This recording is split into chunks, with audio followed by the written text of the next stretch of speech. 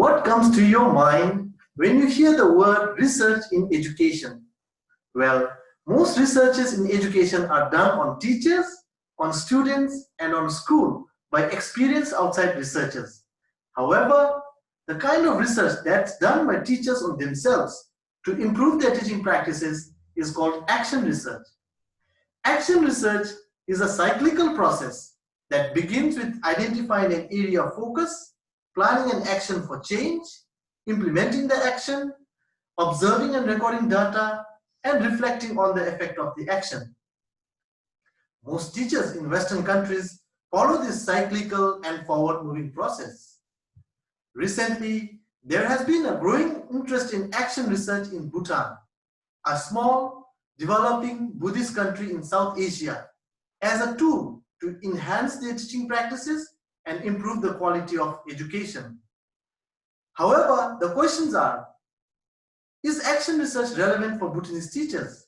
How would Bhutanese teachers conduct the process of action research? And what are the factors that influence the way they conduct action research? My study aimed at answering these questions. To answer these questions, I focused on 2 case study schools, where 3 secondary science teachers in each school conducted their first ever action research. I observed how they followed the process, and I recorded their experiences through interviews and reflective diaries. After that, I had some answers. I discovered that the teachers faced several challenges within their school, such as time constraint, the burden of covering the heavy science curriculum, and unsupportive school leader.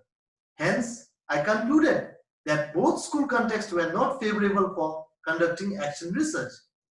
In addition, I noticed that unlike the cyclical and forward-moving process of action research, Bhutanese teachers moved back and forth between the stages and traveled deep within each stages, creating circles within circle pattern of pathway, or what I call action research within action research.